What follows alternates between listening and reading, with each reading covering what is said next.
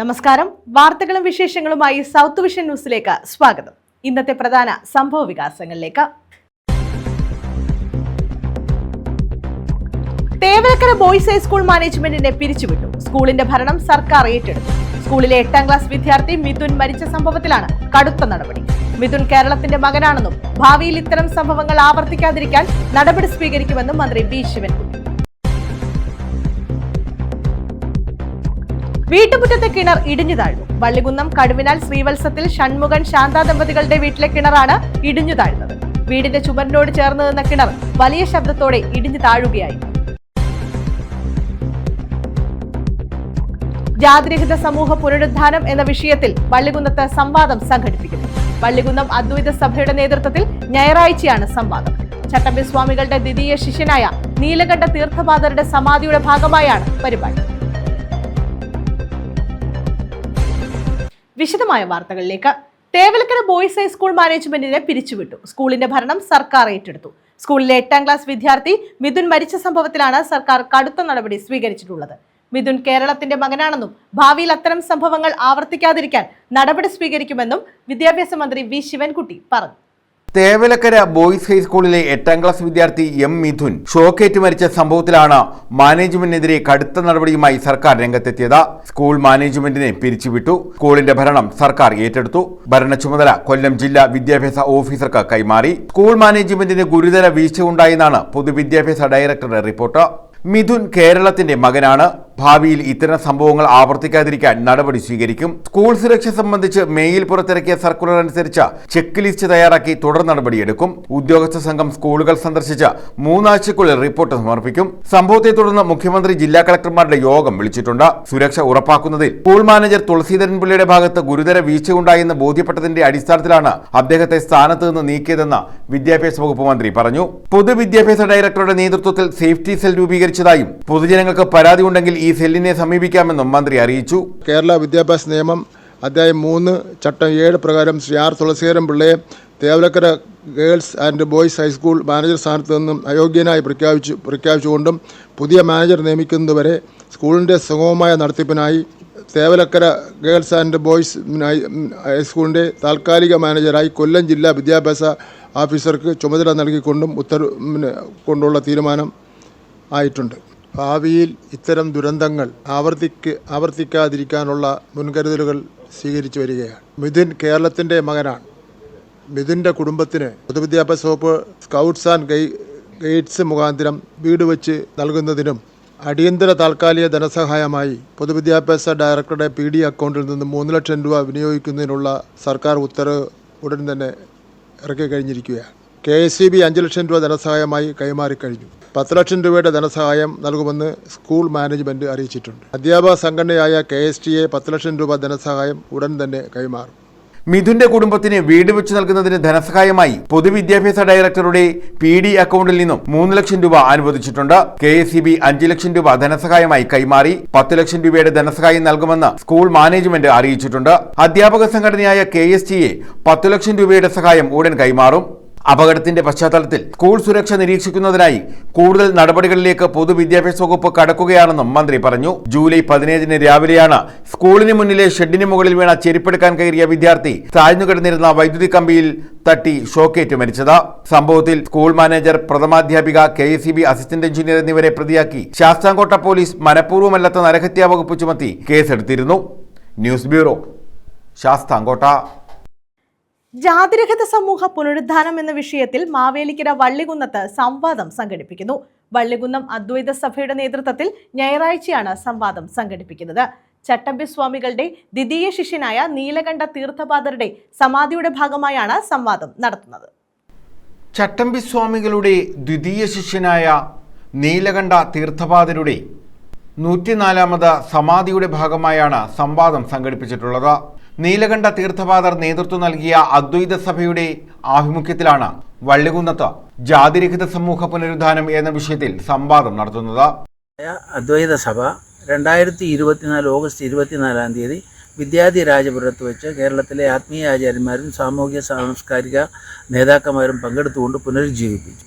ആ അദ്വൈത സഭയുടെ നേതൃത്വത്തിൽ ഈ മാസം 27-ാം തീയതി വിദ്യാധിരാജപുരത്ത് വെച്ച് ജാതിരഹിത സമൂഹത്തിൻ്റെ പുനരുദ്ധാനം എന്ന പേരിൽ ഒരു ജാതിരഹിത സമൂഹം ആയി കേരളം മാറണമെന്നുള്ള കാഴ്ചപ്പാടോടുകൂടിയുള്ള ഒരു തുറന്ന സംവാദം സംഘടിപ്പിച്ചിരിക്കുകയാണ്. ഈ സംവാദത്തിലും ആത്മീയാചാര്യന്മാരും വിവിധ സമുദായ സംഘടനാ നേതാക്കന്മാരും സാമൂഹിക സാംസ്കാരിക നേതാക്കന്മാരും പങ്കെടുക്കുന്നുണ്ട്.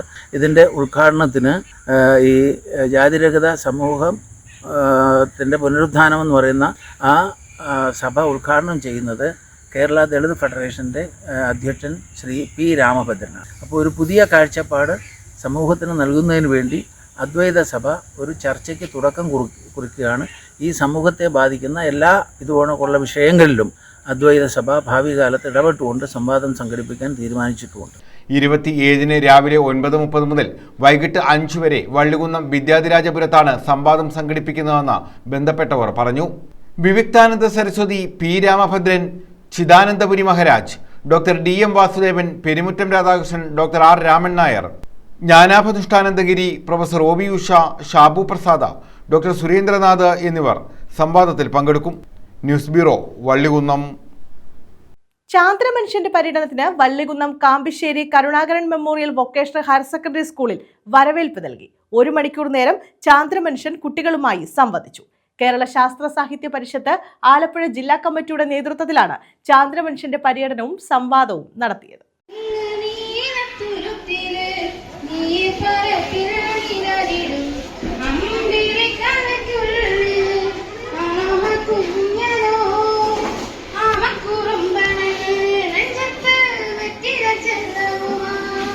കേരള ശാസ്ത്ര സാഹിത്യ പരിഷത്ത് ആലപ്പുഴ ജില്ലാ കമ്മിറ്റിയുടെ നേതൃത്വത്തിലാണ് ചാന്ദ്രമനുഷ്യൻ പര്യടനം നടത്തുന്നത്. Kambissery Karunakaran memorial vocational higher secondary സ്കൂളിൽ ചാന്ദ്രമനുഷ്യന് സ്വീകരണം നൽകി. ചാന്ദ്രമനുഷ്യൻ കുട്ടികളുമായി നേരിട്ട് സംവദിച്ചു. അവരുടെ ചോദ്യങ്ങൾക്ക് ദ്വിഭാഷയിലൂടെ വിശദമായ ഉത്തരങ്ങളും നൽകി.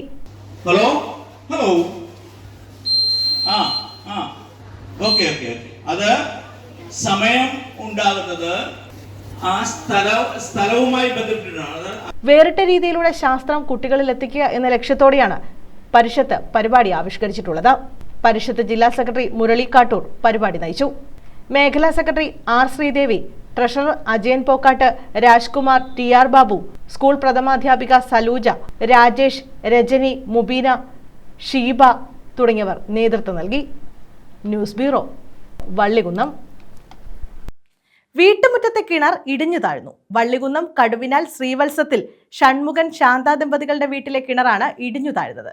വീടിന്റെ ചുമരിനോട് ചേർന്ന് നിന്ന കിണർ വലിയ ശബ്ദത്തോടെ ഇടിഞ്ഞു താഴുകയായിരുന്നു.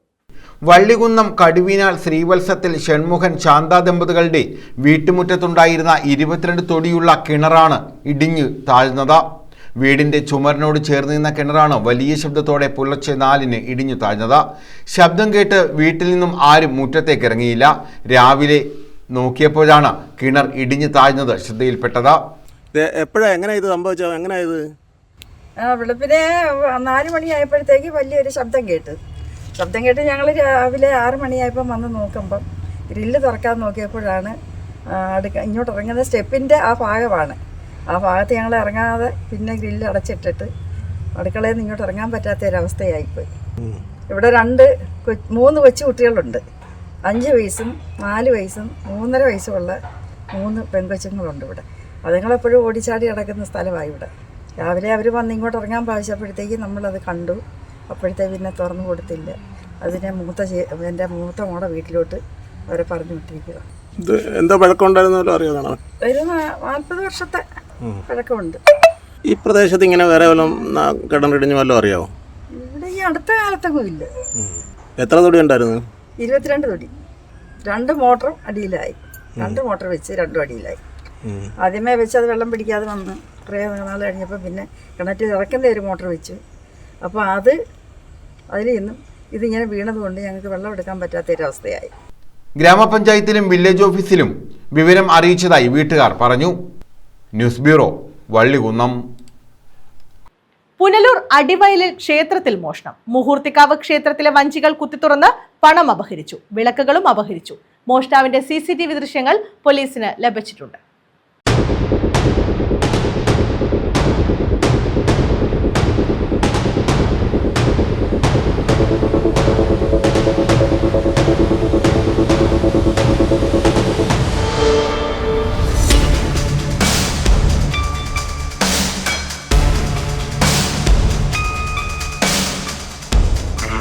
അർദ്ധരാത്രി 12 മണിയോടെ ക്ഷേത്രത്തിലെത്തിയ മോഷ്ടാവ് ആദ്യം വഞ്ചികൾ തകർത്ത് ഇതിലുണ്ടായിരുന്ന നാണയങ്ങൾ മാറ്റി നോട്ടുകൾ അപഹരിച്ചു. ഇത് രാത്രി 12 മണിക്ക് ശേഷം വരികയും അതിനുശേഷം ഏകദേശം 4 മണി വരെ ക്ഷേത്രത്തിനകത്ത് തന്നെ പല ഭാഗങ്ങളിലായിട്ടുള്ള മോഷണ ശ്രമങ്ങളാണ് നടന്നിരിക്കുന്നത്. മുമ്പ് 2 വർഷത്തിന് മുമ്പ് ഉണ്ടാവുകയും എന്നാൽ അന്ന് ആളിനെ പിടിക്കുകയും ചെയ്തു. പക്ഷെ അതിനുശേഷം ഇപ്പോഴാണ് ഇത് സംഭവിച്ചിരിക്കുന്നത്. ഈ അടുത്ത കാലത്തൊന്നും ഈ ക്ഷേത്രത്തിൽ കള്ളന്മാരുടെ ഒരു ശല്യം ഉണ്ടായിട്ടില്ല. എന്നാൽ നേരത്തെ ഉണ്ടായിരുന്നു. ക്ഷേത്രത്തിനുള്ളിൽ തന്നെയുള്ള മൂർത്തി നടയിൽ സൂക്ഷിച്ചിരുന്ന വിളക്കും മോഷ്ടിച്ചു.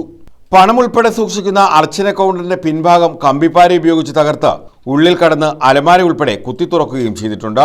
ക്ഷേത്രം തുറക്കാൻ രാവിലെ എത്തിയ പൂജാരിയാണ് മോഷണം നടന്ന വിവരം ആദ്യം അറിഞ്ഞത്.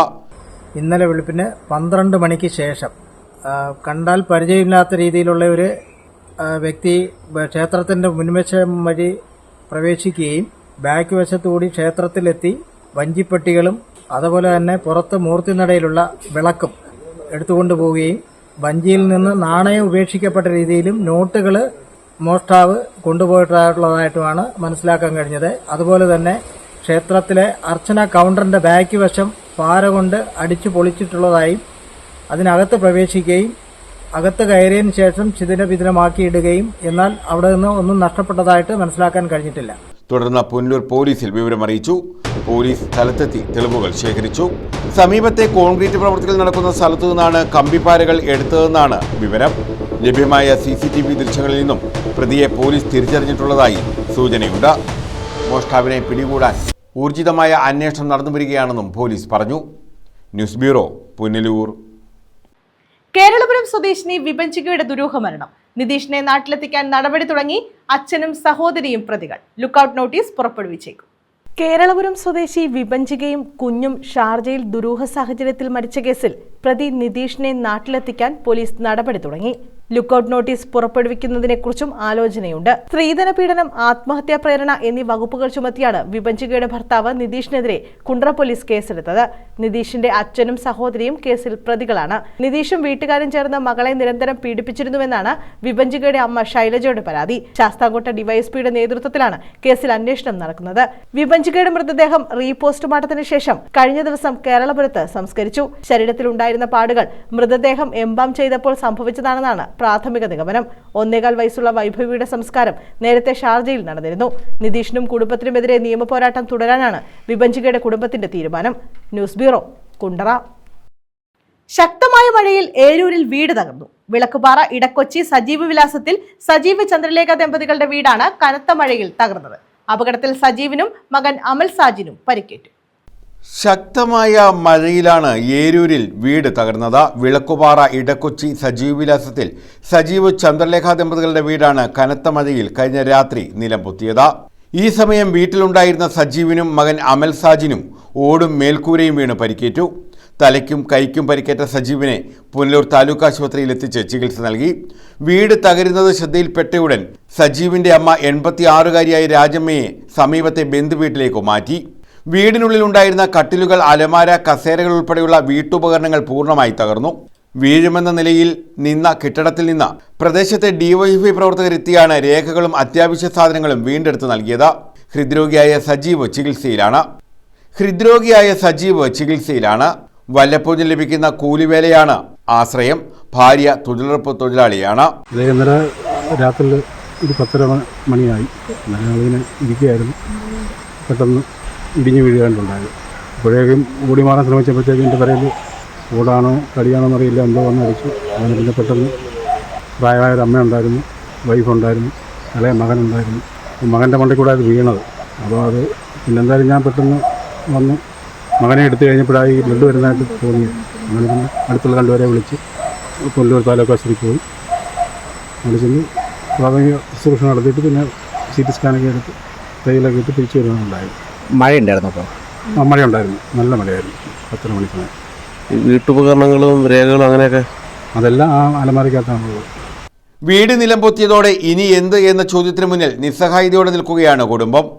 തൽക്കാലം ബന്ധുവീട്ടിലേക്ക് സജീവും കുടുംബവും മാറി. ഗ്രാമപഞ്ചായത്ത് standing committee chairman Shine Babu, panchayat അംഗം അഞ്ജു എന്നിവർ സ്ഥലത്തെത്തി. വില്ലേജ് ഓഫീസർ ഉൾപ്പെടെയുള്ള റവന്യൂ സംഘത്തെ വിവരം അറിയിച്ചു. News bureau, Anchal. മുൻ മുഖ്യമന്ത്രിയും CPM നേതാവുമായിരുന്ന VS അച്യുതാനന്ദന്റെ നിര്യാണത്തിൽ അനുശോചിച്ച് യോഗം ചേർന്നു. മൗനജാഥയും നടത്തി. CPM അഞ്ചൽ ഏരിയ കമ്മിറ്റിയുടെ നേതൃത്വത്തിലാണ് അനുസ്മരണം നടത്തിയത്.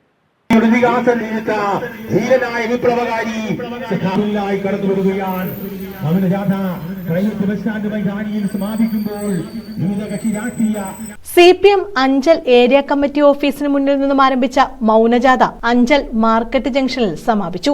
തുടർന്ന് നടന്ന അനുസ്മരണ യോഗത്തിൽ D. വിശ്വസേനൻ അനുശോചന പ്രമേയം അവതരിപ്പിച്ചു. മുൻമന്ത്രി അഡ്വക്കേറ്റ് K. രാജു, കേരള കോൺഗ്രസ് നേതാവ് അറക്കൽ ബാലകൃഷ്ണപിള്ള, CPI ജില്ലാ കൌൺസിൽ അംഗം Liju Jamal, Congress Anchal block committee president Thoyithala Mohanan, വ്യാപാരി വ്യവസായ ഏകോപന സമിതി ജില്ലാ president S. Devarajan, taluk library council secretary Pradeep Kannankode, CPM ജില്ലാ കമ്മിറ്റി അംഗം K. Babu Panicker, Suja Chandrababu, Anchal saint John's college മുൻ principal professor KV Thomas Kutty എന്നിവർ പങ്കെടുത്തു.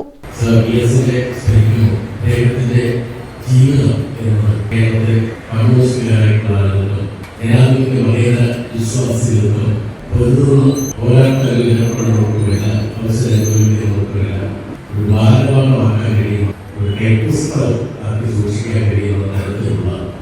News bureau, Anchal. Cancer screening camp സംഘടിപ്പിച്ചു. Anchal Panachavila public library and reading റൂമിന്റെ നേതൃത്വത്തിലാണ് ക്യാമ്പ് നടത്തിയത്. കൊല്ലം NS സഹകരണ ആശുപത്രിയുടെ സഹകരണത്തോടെയായിരുന്നു സ്ക്രീനിംഗ് ക്യാമ്പ്. ജില്ലാ പഞ്ചായത്ത് അംഗം C. അംബികകുമാരി ക്യാമ്പ് ഉദ്ഘാടനം ചെയ്തു. ഇതിന്റെ ഒരു സ്ക്രീനിംഗ് ക്യാമ്പ് ആയതുകൊണ്ടാണ് നമ്മളിത് മാറ്റിവെക്കാതെ ഒരു നടത്തണമെന്ന് തീരുമാനിച്ചത്. മറ്റുള്ള ആഘോഷ പരിപാടികളെല്ലാം മാറ്റിവെച്ചുകൊണ്ട് ഈ ക്യാമ്പ് നമുക്ക് നടത്താനിരിക്കാൻ പറ്റാത്ത ഒരു സാഹചര്യമായതുകൊണ്ടാണ് ഇന്ന് ഇവിടെ നടത്തുന്നത്. കൂടുതൽ അതുകൊണ്ട് തന്നെ ഒരു പ്രസംഗത്തിന് എന്നും ഇവിടെ ഒരു പ്രസക്തിയില്ല.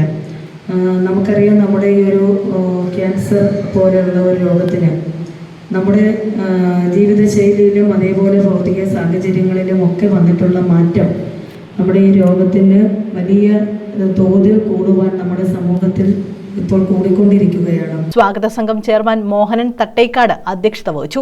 Secretary K. വരദരാജൻ പിള്ള സ്വാഗതം പറഞ്ഞു. Taluk library council secretary Pradeep Kannankode, V. Sundaresan, B. Murali, Rajendran Pillai, Shajahan Kollurvila, Nabeesa Beevi, Girija Devadas, Anjana എന്നിവർ പങ്കെടുത്തു. ഡോക്ടർ അജയ് ശശിധരൻ, മിഥുൻ രാജ് എന്നിവർ ക്യാമ്പിന് നേതൃത്വം നൽകി.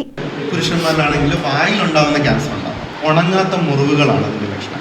കുടലിലുണ്ടാവുന്ന ക്യാൻസറുകൾക്ക് ചിലപ്പം മലബന്ധമോ അല്ലെങ്കിൽ മലത്തിൽ കൂടെ രക്തം പോകുന്നതാവാം അതിൻ്റെ ഒരു ലക്ഷണം. അപ്പോൾ ഈ പലപ്പോഴും നമ്മൾ കാണുന്ന ലക്ഷണങ്ങളെല്ലാം നമ്മൾ സാധാരണ ദിനംപ്രതി ജീവിതത്തിൽ കണ്ടുവരുന്ന പല രോഗങ്ങളുടെയും ലക്ഷണങ്ങളോട് ചേർന്ന് നിൽക്കുന്നതുകൊണ്ട് ഇത് ക്യാൻസറിൻ്റേതാണോ എന്ന് നമുക്ക് അറിയാൻ പറ്റാറില്ല.